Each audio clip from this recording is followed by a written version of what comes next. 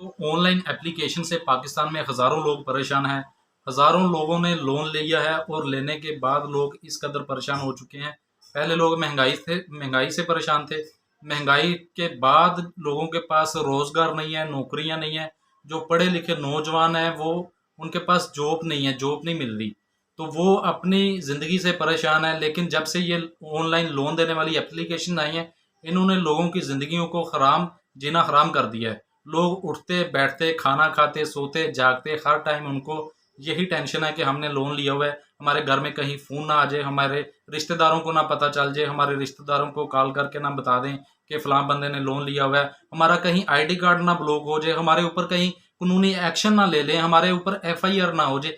इसी परेशानी के आलम में एक लड़की की ज़िंदगी चली गई, लड़की की डेथ हो गई।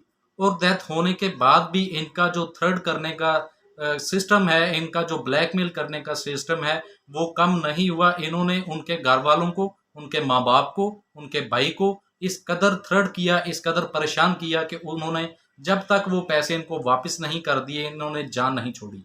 तो किस तरह से करके इनने उस लड़की के साथ बिहेव किया, किस तरह करके जब वो लड़की की डेथ होगी तो फिर भी इन्होंने अपने पैसों को नहीं छोड़ा। सबसे पहले मैं आपको एक बात बताऊं, आप अगर बैंक से लोन लेते हैं ना, अगर आपकी डेथ हो जाती है तो आपकी वहां पे इंश्योरेंस होती है। आपकी फैमिली में कोई जिम्मेदार नहीं है आपके पैसे देने का। अगर आप किसी और अदारे से लोन लेते हैं तो खुदा ना खास्ता एक्सीडेंट में या बीमारी की वजह से, किसी भी वजह से अगर आपकी डेथ हो जाती है तो आप लोन पे करने का कोई आपका रिश्तेदार, कोई आपका भाई, कोई आपका वालद, कोई आपकी बहन उसका हकदार नहीं है, क्योंकि वो उसकी इंश्योरेंस करवाते हैं साथ।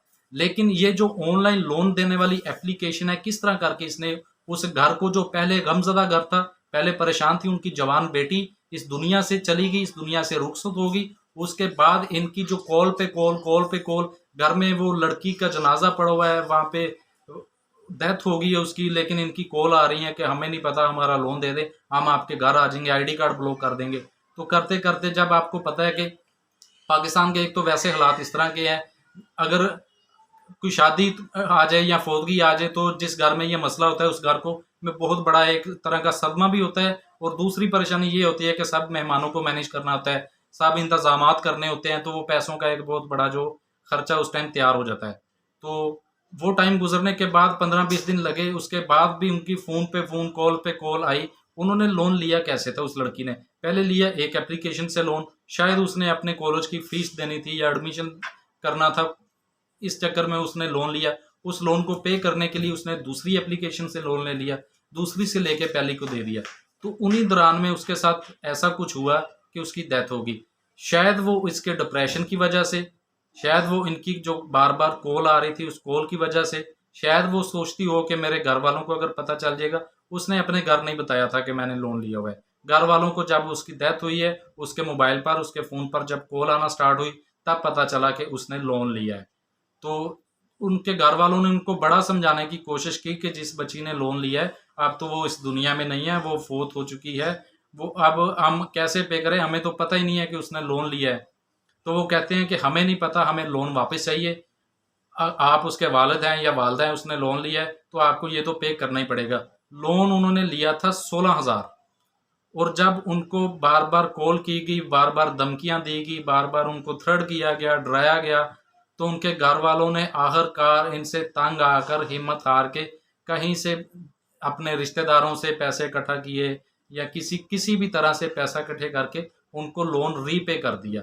रीपे कितना किया 16,000 के ऊपर, आप सोच सकते हैं कि जितने पैसे उन्होंने रीपे किए, 42,000 रुपया उन्होंने रीपे किया। और लिया था 16,000 रुपया, 16,000 के बदले 42,000 रुपया उन्होंने रीपे किया। तो इस तरह करके ये जो फ्रॉड लोगों के साथ हो रहा है, लोगों की जिंदगियां, लोगों के घर उजड़ गए हैं, लोगों के घरों में मियाँ बीवी के दौरान बात तलाक तक पहुंच चुकी है, और रिश्तेदारों में लड़ाइयां हो गई हैं कि आपने लोन लिया है, हमारा नंबर क्यों दिया है, आप जाने और लोन वाले जाने, हमें क्यों कॉल कर रहे हैं। इस वजह से लोगों की आपस में झगड़े हो गए हैं, आपस में इख्तलाफात हो गए हैं। तो काइंडली वीडियो बनाने का मकसद ये है कि आप इन एप्लीकेशन से बचें, इनसे लोन मत लें, और अपने रिश्तेदारों को, अपने दोस्तों को इस वीडियो के ज़रिए वीडियो शेयर करें, आगे बताएं। तो आप किसी भी लोन एप्लीकेशन से लोन मत लें।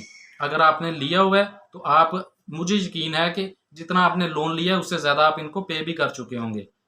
तो अभी हमारे इधर लाहौर में कुछ अर्सा पहले एहतजाज हुआ था, लोग सड़कों पर निकल आए हैं मजबूर होके लोग।